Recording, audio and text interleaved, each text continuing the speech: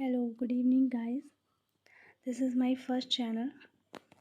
इस चैनल में आपको जो है वो साइको, मैथ्स, साइंस के आपको हैंड रिटन नोट जो वो मिलेंगे। ठीक है, तो let's start with the first chapter, that is child development psychology. Child development psychology जो है बोला वो कहाँ से होती है? कंसेप्शंस टू ओल्ड एज, मतलब आपके पेट से जाती है और आपकी ओल्ड एज तक जाती है, मतलब बॉर्न टू डेथ। साइकोलॉजी जो होती है वो स्टडी ओनली अडोलसेंस, वो किसको स्टडी करती है? सिर्फ अडोलसेंस को ही स्टडी जो है वो करती है।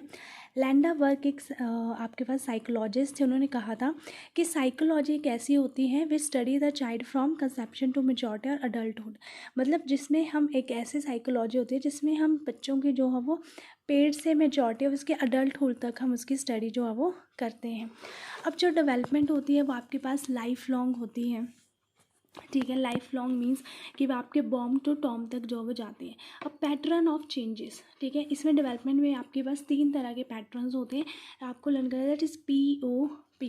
P से आपके पास आता है प्रोग्रेसिव, O से आपके पास आता है orderly, and third one is आपके पास आता है प्रेडिक्टेबल। ठीक है, तो डेवलपमेंट जो होती है, और एक ये भी आपने याद रखना है कि जो डेवलपमेंट होती है आपसे पूछ लिया जा सकता है कि डेवलपमेंट जो होती है आपके पास मैनियोमिक होती है। तो POP में आ गया मतलब प्रोग्रेसिव चेंज। ठीक है, ऑर्डरली चेंज, आपको पता है कि जब भी डेवलपमेंट होती है तो आपकी जो फाइन मोटर्स होती हैं, मतलब जो बड़ी बड़ी मोटर्स होती हैं उनकी ग्रोथ पहले होती है, उसके बाद किसकी होती है? आपके पास जो स्मॉल मसल जो वो होती है। और जो डेवलपमेंट होती है वो इरिवर्सिबल होती है, आप उसको रिवर्स, अगर आपके एक बार हाथ बढ़ गए तो वो बढ़ गया, आप उनको रिवर्स करके छोटा नहीं कर सकते हैं, बट मॉडिफिएबल होती है, मतलब आप उनको चेंज करवा सकते हैं। जैसे आप देखते हो कि जो एक्टर्स होते हैं उनके अगर नोज़ बड़े हैं तो उनको छोटा करवा देती है with the help of surgery. ठीक है, अब कुछ डिफरेंस है ग्रोथ एंड डेवलपमेंट है, यहाँ से भी क्वेश्चन आ जाते हैं। तो जो ग्रोथ जो होती है वो एक नैरो कॉन्सेप्ट होता है, और जो डेवलपमेंट होती है आपके पास ब्रॉड, डेवलपमेंट जो होती है वो आपके पास ब्रॉड कॉन्सेप्ट होता है। ग्रोथ में सिर्फ हम फिजिकल एस्पेक्ट को ही देखते हैं, और जो डेवलपमेंट होती है वो आपके पास ऑल एस्पेक्ट में जो है वो आ जाती है। ठीक है, ग्रोथ जो होती है वो स्ट्रक्चरलिज्म के ऊपर डिपेंड करती है, डेवलपमेंट जो होती है वो आपकी फंक्शनिंग के ऊपर डिपेंड करती है। तो this is the most important, ये पूछ लिया जाता है कि ग्रोथ और कि विच इज़ स्ट्रक्चरलिज्म पे कौन आता है? दैट इज़ ग्रोथ, और जो फंक्शनिंग होती है वो आपके पास होती है डेवलपमेंट।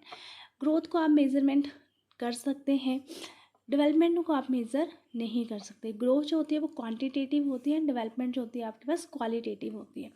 अब आपके पास है कि फैक्टर अफेक्टिंग डेवलपमेंट, कि कौन कौन से फैक्टर्स हैं जो डेवलपमेंट को इफेक्ट करते हैं। तो पहले आपके पास आती है हेरिडिटी, एंड उसके बाद आपके पास आता है इन्वायरमेंट। जो हेरिडिटी आती है उसमें आपके पास फैमिली आ जाती है, मतलब हेरिडिटी जो आपको फैमिली के जीन से, आपके जो पेरेंट्स हैं आपको उनकी जीन से मिलते हैं।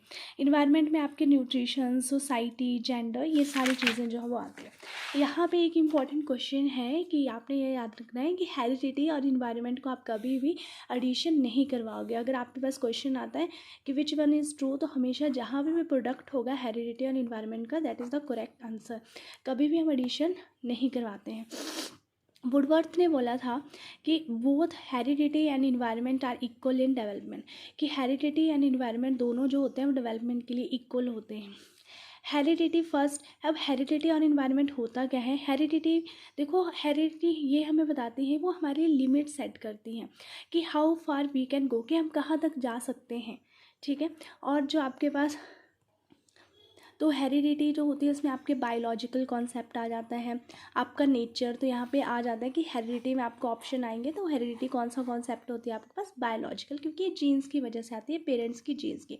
और हेरिडिटी जो होती है वो स्टैटिक होती है, ये भी एक बार क्वेश्चन आया था कि which one is static, heredity और एनवायरनमेंट, या बोथ ऑफ दिस, तो इनमें से कौन सी होती है आपके पास? That is heredity.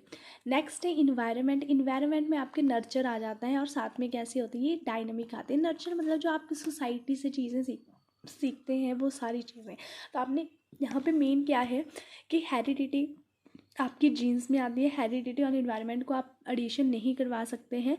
और हेरिडिटी जो होती है वो आपके पास स्टैटिक होती है, बायोलॉजिकल कॉन्सेप्ट होता है, नेचर की वजह से होती है।